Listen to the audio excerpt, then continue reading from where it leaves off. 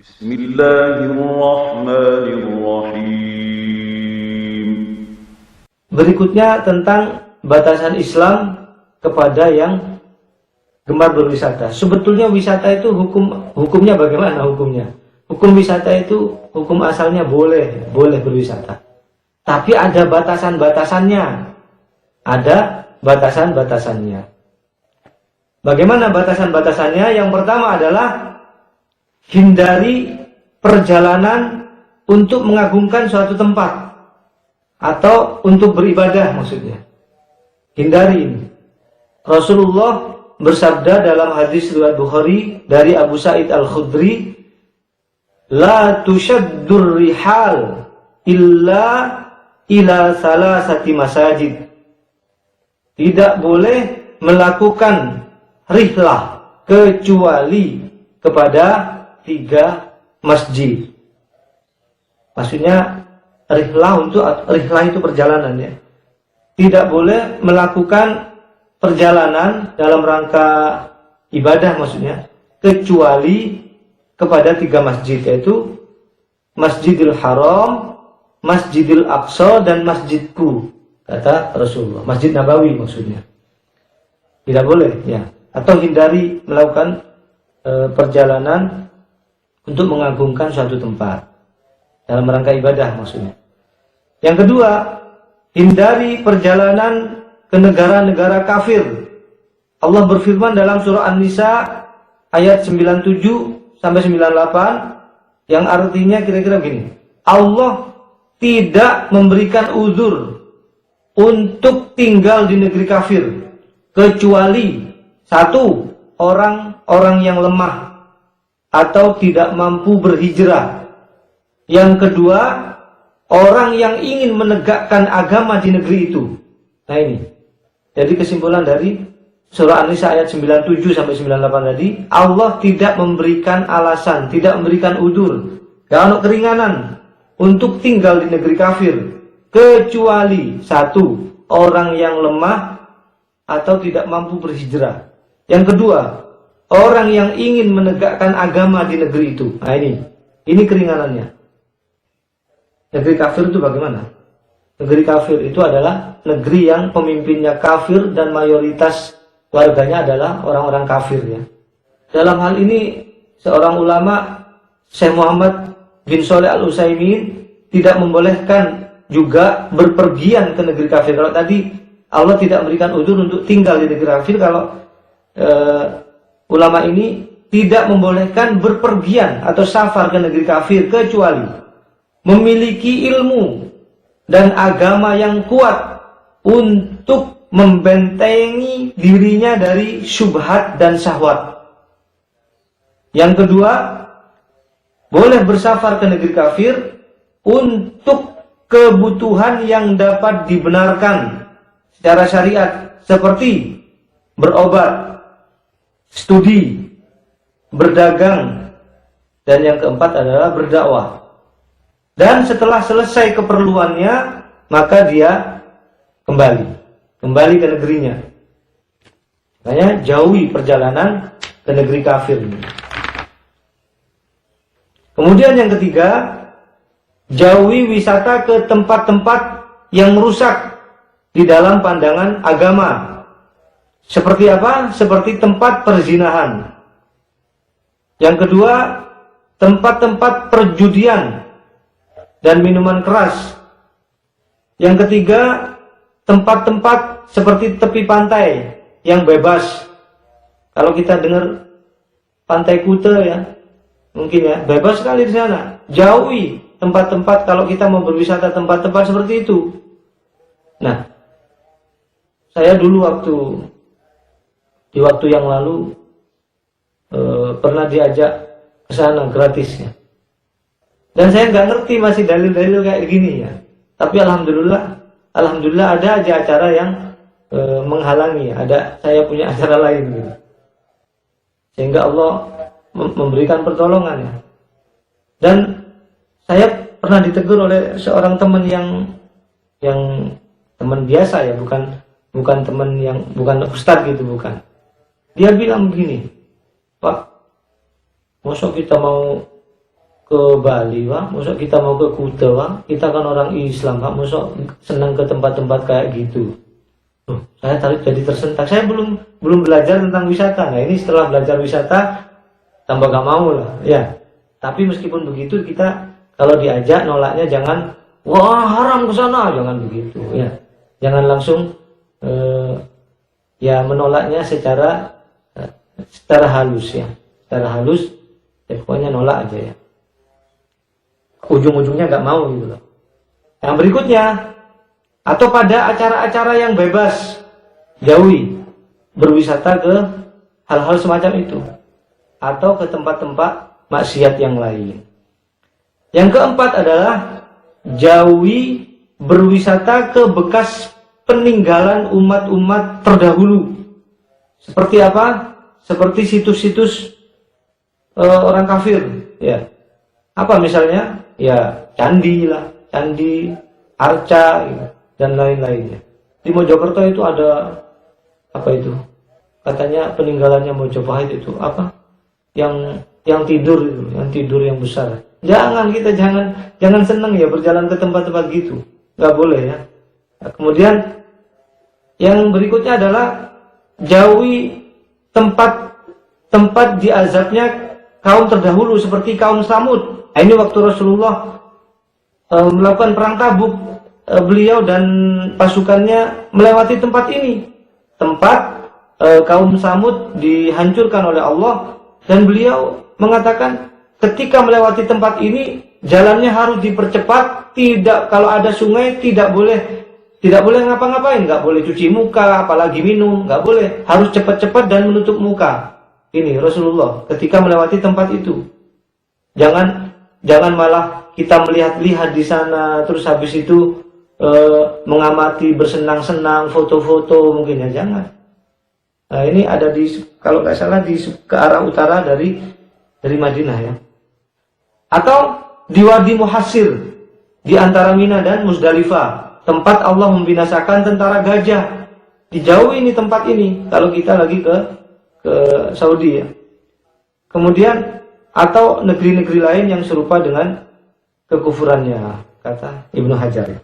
Rasulullah bersabda dalam hadis riwayat Bukhari Muslim, janganlah kalian memasuki tempat-tempat orang yang telah mendolimi dirinya. Saya khawatir kalian tertimpa seperti yang menimpa mereka, kecuali kalian dalam kondisi menangis, lalu beliau tundukkan kepalanya dan berjalan cepat hingga melewati sungai atau hingga melewati tempat itu. Yang kelima, batasan bagi orang yang berwisata adalah yang kelima, tidak boleh wanita itu melakukan perjalanan tanpa mahram. Nah, ini tidak boleh wanita melakukan perjalanan tanpa mahram. Rasulullah bersabda di dalam hadis riwayat Bukhari Muslim dari Ibnu Abbas, la tusafiril mar'atu illa ma'adhi mahramin. Janganlah seorang wanita melakukan safar, melakukan perjalanan kecuali bersama mahramnya.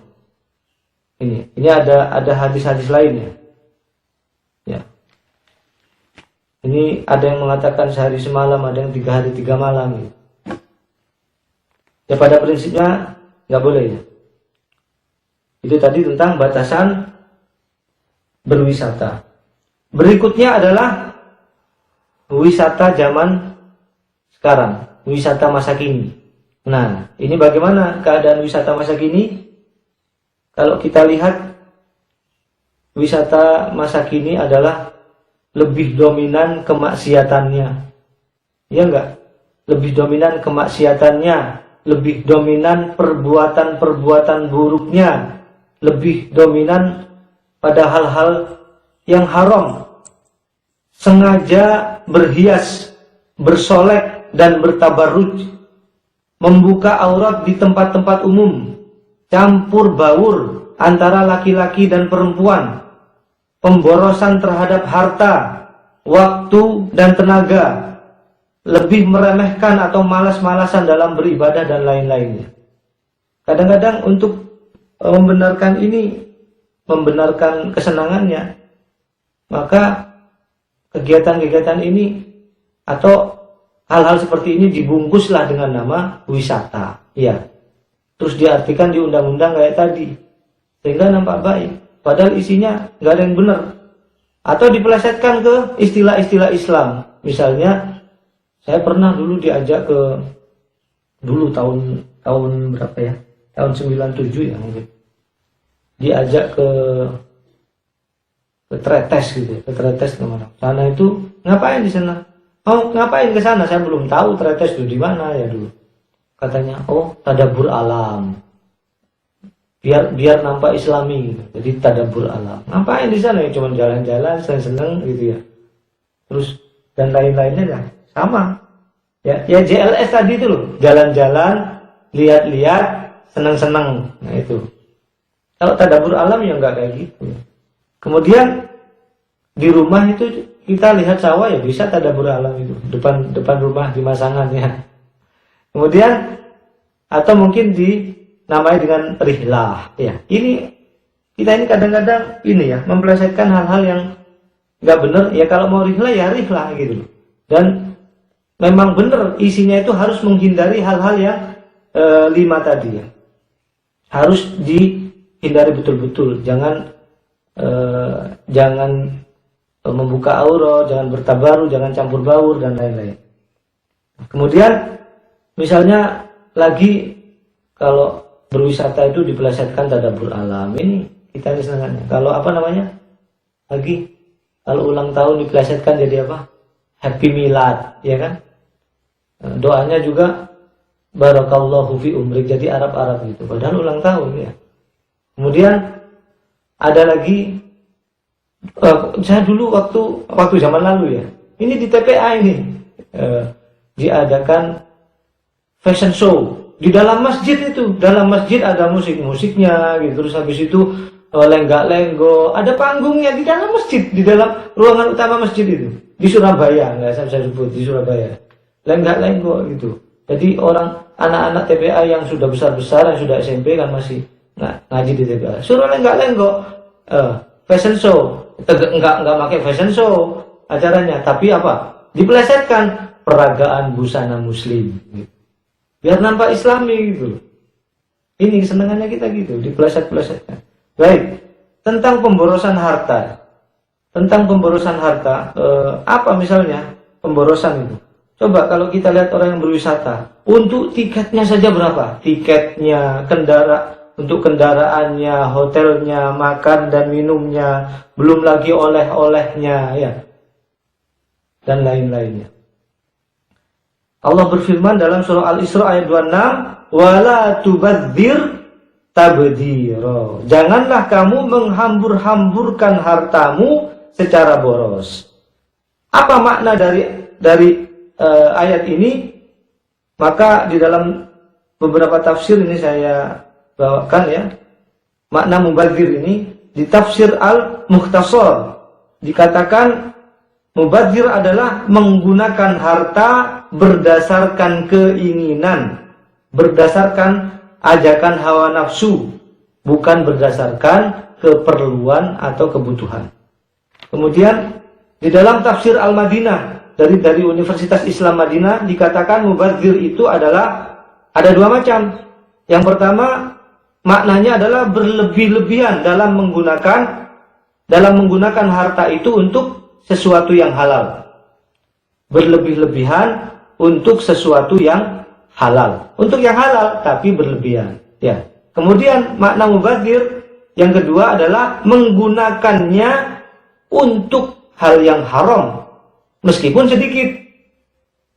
Yang ketiga adalah dari tafsir As-Sa'di. Mubadzir adalah menggunakan harta untuk selain ketaatan kepada Allah. Menggunakan harta bukan dalam rangka ketaatan. Nah ini mubadzir ya. Ya betapa kalau kita lihat dalam wisata itu makan ini makan itu yang nggak perlu gitu ya. Kalau atau senang-senang tentang kuliner itu. Seakan-akan apa? Hidup itu hanya untuk makan. Hidup untuk makan, bukan makan untuk hidup. Rasulullah bersabda di dalam Hadis riwayat Bukhari Muslim, innallaha karihalakum salasan. Sesungguhnya Allah membenci 3 hal kepada kalian atau di dalam diri kalian.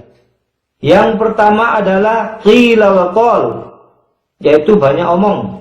Yang kedua, lah Ustaz dari tadi ngomong ya. Nah, ini kan lagi misi kajian ya. Yang pertama banyak omong ya. Itu hal yang dibenci oleh Allah. Yang kedua, wa yudha'atal mal, menghambur-hamburkan harta. Yang ketiga adalah wa kasratas su'al, banyak bertanya. Nah, seperti orang-orang Yahudi dulu, diperintah ini takon, bukan untuk melaksanakan, tapi sebetulnya untuk menghindari supaya gak melaksanakan perintah. Itu yang pertama, tentang pemborosan harta. Berikutnya, di dalam wisata masa kini, di dalam wisata sekarang ini juga terjadi ini, lalai dari mengingat Allah. Ya, karena tujuan wisata masa kini adalah untuk bersenang-senang dan untuk bersantai-santai. Maka kebanyakan orang melakukan sholatnya dengan malas-malasan dan ala kadarnya. Karena sholat adalah pekerjaan apa? Pekerjaan yang gak menyenangkan. Siapa yang senang sholat? Iya kan? Di dalam berwisata ya, di dalam berwisata karena untuk tujuan kayak gitu ya, jadilah sholatnya jadi males-malesan ya, mungkin di akhir-akhirkan ya, kalau keluar dari area ini nanti masuk bayar lagi, nanti ajalah sekalian dekat-dekat asar kan masih ada waktu zuhur. Jadi sholatnya itu jadi di nomor berapakan gitu. Nah, tentu hal seperti ini sangat tercela dan menjadikan manusia itu lalai dari Allah. Inilah yang menjadi sebab keburukan terbesar di dalam hidup manusia ini. Allah berfirman di dalam surah Al-Munafiqun ayat 9, jangan sampai hartamu menjadikan kamu lalai dari Allah. Di dalam berwisata juga tidak menggunakan waktu luang untuk hal-hal yang bermanfaat. Nah, ini di dalam berwisata ini tidak menggunakan waktu luang untuk hal-hal yang bermanfaat. Ya, bisa kita baca surah Al-Asr ya. Manusia itu sungguh dalam keadaan merugi, kecuali yang beriman, berbuat baik, dan saling mewasiatkan dalam kesabaran dan kebenaran.